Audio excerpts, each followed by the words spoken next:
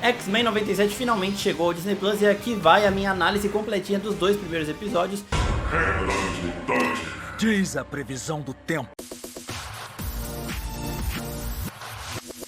E aí, seus geeks, tudo certo? Eu sou o Marcos Veloso e bora pra análise dos 2 primeiros episódios de X-Men 97. Esses 2 episódios foram lançados em conjunto, né? Mas eu vou falar na ordem dos acontecimentos. Primeiro de tudo, é sempre bom a gente lembrar que essa série é uma continuação da série clássica dos X-Men, que tem 5 temporadas e todas elas estão no Disney Plus. Série essa que era lançada lá nos anos 90. Se você for ver pelo Disney Plus, alguns episódios não vão ter a dublagem aqui do Brasil, mas é pouca coisa, também não importa muito. E depois eu vou fazer um resumo e vou listar os principais episódios que vocês precisam assistir para os próximos episódios aqui de X-Men 97, né? Porque a gente já sabe um pouquinho de como a trama vai se discorrer, do que vai abordar, então já dá pra gente fazer isso. Eu já fiz esse resumo e essa lista no Instagram da oficina, então você pode ir lá também pra ver, tá uma threadzinha bem legal e trarei pra cá pro YouTube, então já ativa o sininho. Começando pelo título do primeiro episódio, ele se chama A Mim, Meus X-Men, e depois vai ter uma explicação pra isso, daqui a pouco eu chego lá. E a abertura, ela tem algumas poucas mudanças em relação à abertura da série original. Saiu aí uma reportagem dizendo que esse foi um dos motivos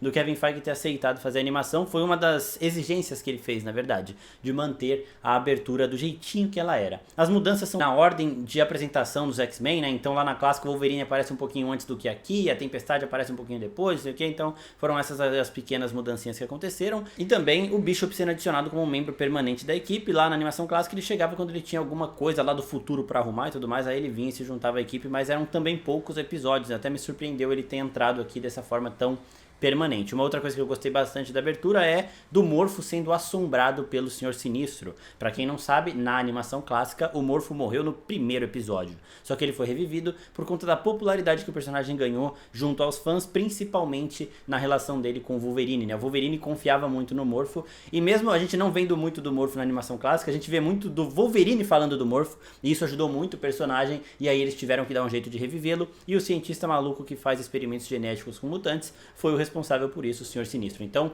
o Senhor Sinistro assombrando o Morfo na abertura foi bem legal por conta disso, né? Ele deve ter pesadelo, sim, com aquele que trouxe ele de volta do jeito mais macabro possível. Hoje começa na mesma trama que terminou a série clássica, né? Com a morte de Charles Xavier repercutindo. Ele não morreu de fato, né? Ele foi para um outro planeta para tentar ser salvo, porque ele estava realmente correndo risco de vida, mas para todos os efeitos na humanidade ele sim morreu. Então o povo da Terra inteiro acha que ele morreu. Basicamente o que aconteceu com o Capitão América, por exemplo, depois dos eventos de Ultimato, né? O mundo inteiro acha que ele morreu, enquanto os Vingadores sabem que ele tá velhinho ali, vivendo a vida dele de boa, porque ele foi pro passado e não voltou ao tempo presente. Então aqui a gente tá vendo que a humanidade aparentemente agora simpatiza mais com os mutantes, mas isso é meio que balela, né? É aquele papinho de esconder melhor, né? Porque depois que o jornal fala isso, que a humanidade aceita mais os mutantes agora, a gente vê os amigos da humanidade, aquele grupo extremista, com o Mancha Solar preso. E aí eles falam, o contratante vai pagar realmente 10 mil para cada mutante que a gente pegar, não sei o que.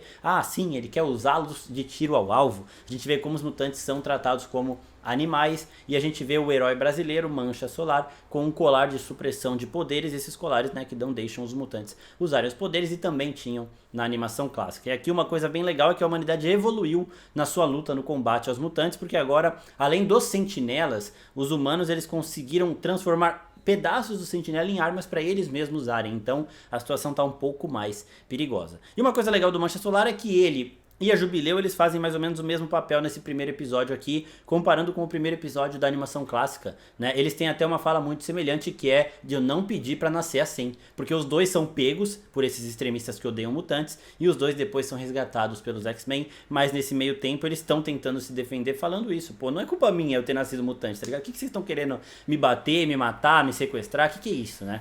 Então é bem legal esse paralelo entre os dois. E aí, enquanto os amigos da humanidade estão lá prendendo o Mancha Solar, a gente vê que ele nem tentou se defender usando os poderes dele. Depois a gente vai entender o motivo.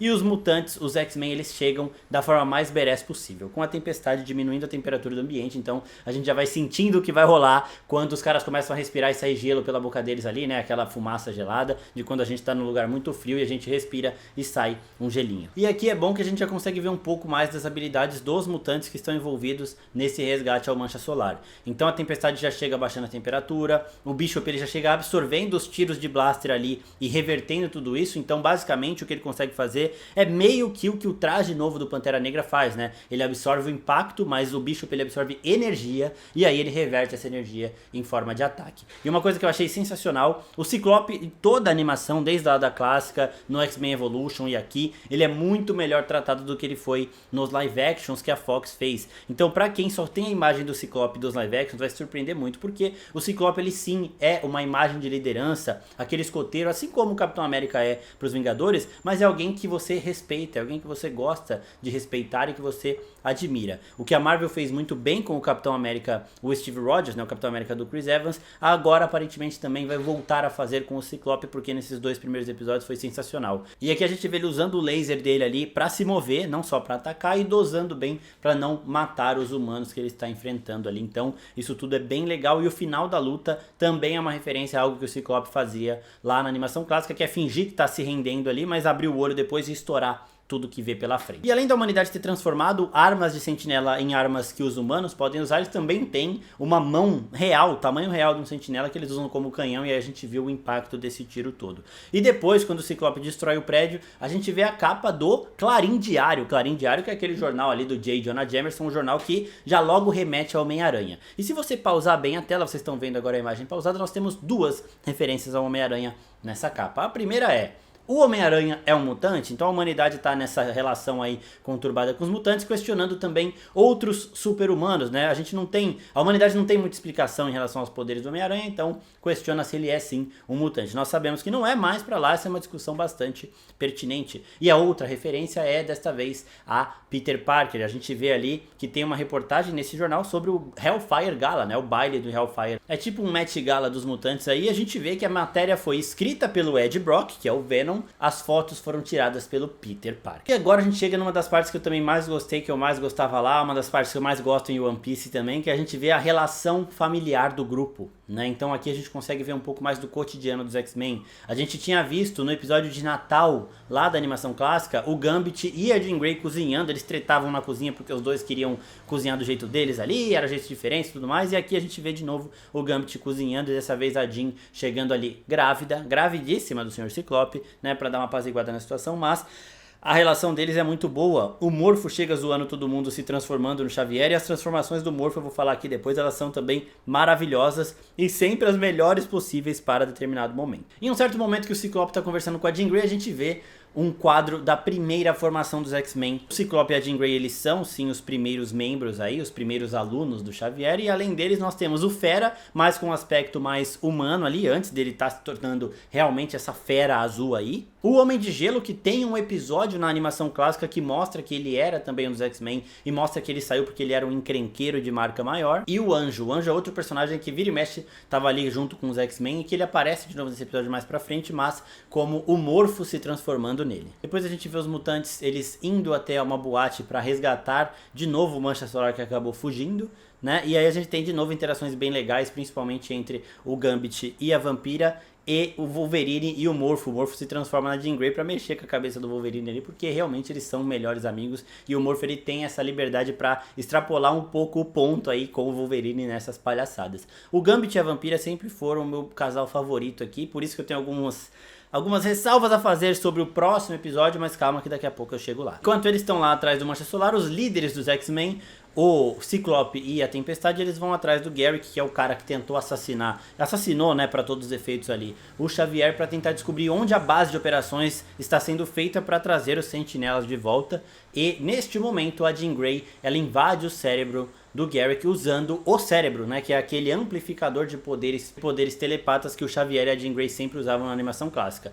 Este momento que a Jean Grey usa o cérebro é bem importante, porque eu vou falar no segundo episódio. Se você já viu o final do segundo episódio, você sabe do que eu tô falando, então anotem isso daí, porque daqui a pouco a gente volta nessa parte. E aqui eles acabam descobrindo onde estão esses sentinelas, e os X-Men vão pra lá direto, protagonizando grandes cenas de ação aqui, um negócio bizarro, surreal, que fez eu vibrar né? Vocês sabem aqui que teve uma cena fantástica, mas diversos outros momentos também foram bem espetaculares. Então os mutantes agora estão indo atrás dos sentinelas, né? A grande ameaça aos mutantes, e chegando lá eles já são alvejados na nave e o pouso deles já é sensacional. Aqui a gente já vê um pouquinho mais do Ciclope. Ciclope, de novo, assim como o Capitão América, consegue fazer um pouso à distância, caindo no chão mesmo sem ter poderes de voo. No caso do Capitão América, ele usa o escudo para aterrissar, e aqui o Ciclope usa sua rajada laser para conseguir diminuir a velocidade e fazer o pouso. A Vampira pega alguns mutantes que estão ali no ar. O Morfo se transforma no Anjo para poder salvar também outras pessoas. Também os X-Men que voam. Sempre bom a gente lembrar que a Vampira originalmente não tem poderes de voo. Só que essa versão da Vampira,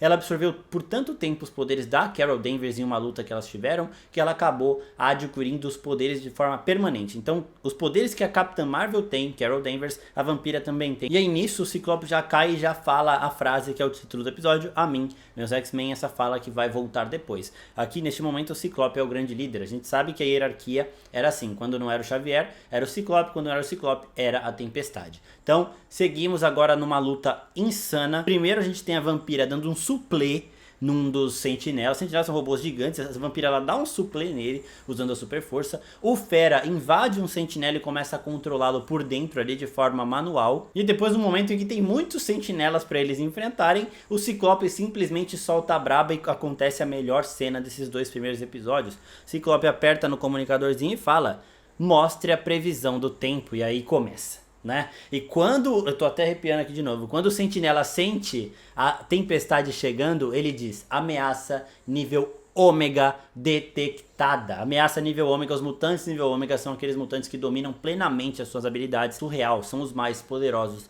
dos mutantes. E quando a tempestade vai chegando ali e o sentinela falou isso, eu dei um grito aqui em casa. Diz a previsão do tempo.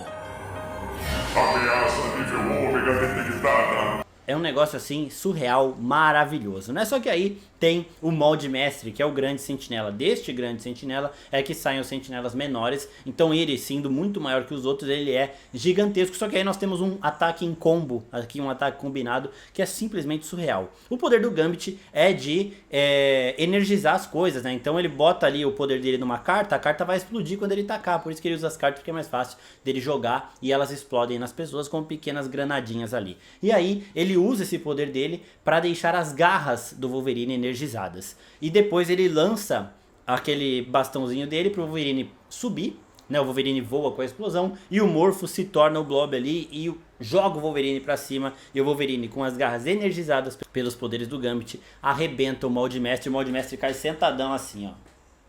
Muito louco também, muito foda. Aquela pose lá de um líder cuzão que o Joffrey tem em Game of Thrones e tudo mais. O molde mestre ganha aqui assim, só que já sem cabeça, sem ser uma ameaça. E aí o episódio termina com eles voltando. O Ciclope e a Jean Grey, pela Jean estar grávida, eles querem dar uma afastada da equipe ali, né? E o Ciclope começa a falar sobre isso e aí é detectada uma ameaça dentro da sala do Xavier.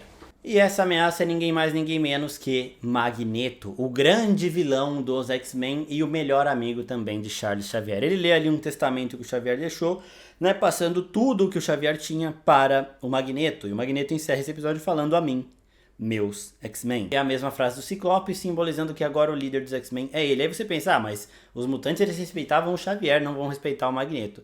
Sim, só que eles respeitavam tanto o Xavier que eles vão respeitar a vontade do Xavier de ter o Magneto como esse grande líder. E o Magneto, também por ter esse amor gigante pelo Charles Xavier, ele vai respeitar as vontades do seu amigo, né? Algo que eu não sei, eu acho que o Xavier não faria, tá, gente? Se o Magneto vira pro Xavier e fala: ó, eu tô morrendo aqui porque a humanidade não soube aceitar os mutantes, então eu peço que você se vingue deles com força, assim, com opressão, não sei o que. O Xavier não faria. Só que como a ideia do Xavier é uma ideia mais legal, mais aceitável e também mais difícil de ser feita, né? O Magneto, ele se propõe a aceitar. Então ele vai tentar realmente comandar os X-Men da forma com que o Xavier controlaria, comandaria, né? E fazer o que o Xavier faria. Ele vai realmente tentar unir humanos e mutantes em uma terra onde ambos podem coexistir em paz. Bom, gente, como esse vídeo já tá ficando meio longo, eu vou parar por aqui e vou fazer um outro vídeo falando do segundo episódio, mas os dois vídeos vão sair no mesmo dia, então quando você acabar esse vídeo aqui do episódio 1, já pode ver o do episódio 2, que ele também já vai ter sido publicado. Espero que vocês tenham gostado. Se gostou, não se esquece de curtir, porque ajuda muito o canal. Se inscreve e até a próxima. Tchau, tchau.